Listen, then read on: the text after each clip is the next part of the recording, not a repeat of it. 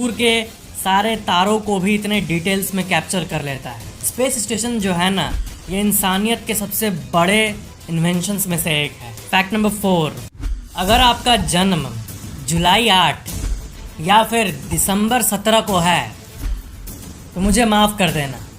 अगर आपका जन्म सच में जुलाई 8 या दिसंबर 17 को है और आप नॉर्थ कोरिया में रहते हो अगर, तो ख़त्म, सब ख़त्म। तो इन दोनों बर्थ डेट्स को आप अपना बर्थडे नहीं मना सकते, क्योंकि जुलाई 8 को वहाँ के जो लीडर थे किम जोंग टू, उनका डेथ हुआ था। और वहाँ के सुप्रीम लीडर भगवान किम जोंग इल का डेथ दिसंबर 17 को हुआ था, जो कि वहाँ के सुप्रीम लीडर थे, यानी सुप्रीम तानाशाह थे। साउथ कोरिया के बारे में अगर आप जाने होंगे तो आपको पता ही होगा कि साउथ कोरिया जो है वो एक ओपन इकोनॉमी है पूरी तरह से, और यही कारण है कि वहाँ पे सैमसंग जैसे कंपनीज एग्जिस्ट करते हैं। लेकिन नॉर्थ कोरिया,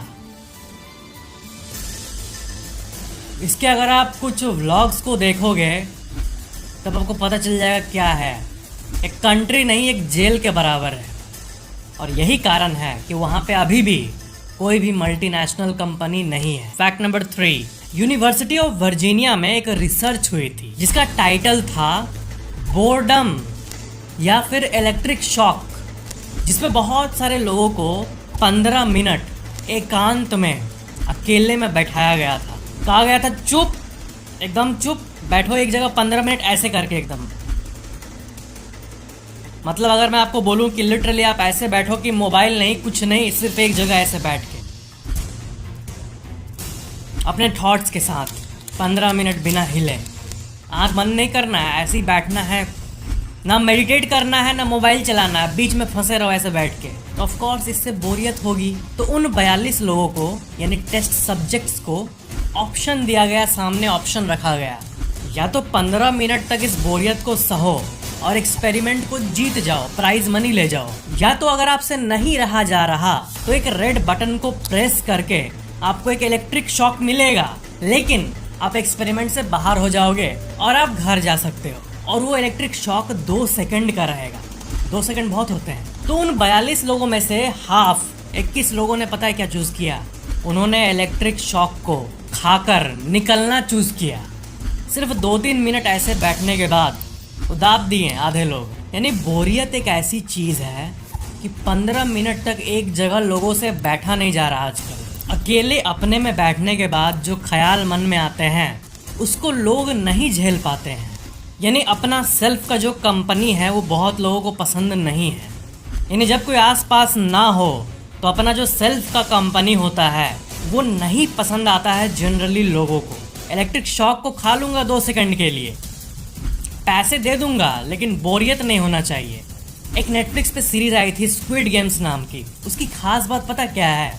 उसमें जो भी चीज़ हुआ था वो बोरियत के चलते हुआ था। आप सीरीज देखोगे तब आपको समझ आएगा। लेकिन बोरियत कैसी चीज़ होती है और वो क्या क्या कराती है लोगों से, ये एक अंडररेटेड रिसर्च एरिया है। बोरियत असहनीय चीज़ है, इससे यही पता चल रही है। और इसी चीज़ के बारे में एलॉन मस्क ने भी रिसेंटली ट्वीट किया था इसी एक्सपेरिमेंट को लेके। फैक्ट नंबर 2, ह्यूमंस अभी तक 12 बार चांद पर जा चुके हैं, चांद पर कदम रख चुके हैं, लेकिन इतने टाइम में 96 बैग्स ऑफ ह्यूमन वेस्ट चांद पर ऑलरेडी इंसान पोल्यूट कर चुका है। 96 बैग्स।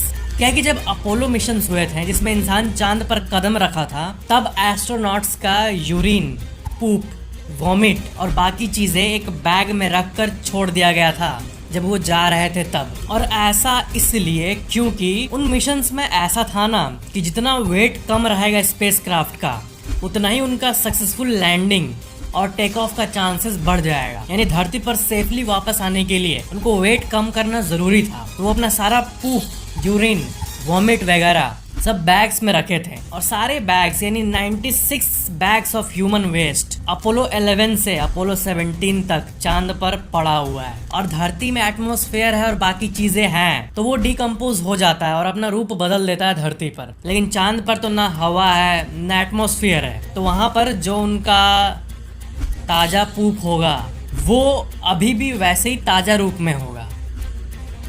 क्या क्या फैक्ट बताना पड़ता, लेकिन ये ज़रूरी भी था। वेट कम करेंगे तभी तो वो वापस मून से टेक ऑफ कर पाते हैं, जो कि हुआ ऑफ कोर्स।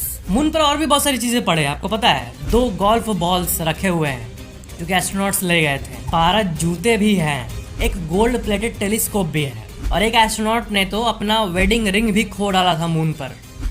डांट खाया होगा जाके, वापस धरती पे वापस जाके अपने बीवी से डांट जरूर खाया होगा of course. Fact number 1, Balenciaga एक यूएसए की शू कंपनी है, एक यूएसए की लग्जरी शू ब्रांड, और उसका एक शू है जिसका नाम है फुल्ली डिस्ट्रॉयड स्नीकर्स, और इस मॉडल की कीमत 28,000 से शुरू होती है और 1.5 लाख तक जाती है। मुंबई में 1 BHK फ्लैट का जितना रेंट होता है उतना प्राइस है इस शू का। वैसे इस विश्व के सबसे एक्सपेंसिव शू की बात करें तो वो है मून स्टार नाम का एक शू, जिसको कि एंटोनियो वेटरी जो कि एक आर्टिस्ट हैं उन्होंने बनाया है, और इसकी कीमत है $19.9 मिलियन, यानी 160 करोड़ रुपए। जितना मुंबई में आपको एक बड़ा सा बंगलो मिल जाएगा उतने प्राइस का ये जूता है। दैट्स गजब। तो ये थे आज के फैक्ट्स। वीडियो को लाइक जरूर करना, नीचे कमेंट करना और चैनल सब्सक्राइब करके बेल आइकन जरूर ऑन कर लेना। Thank you so much for watching this video.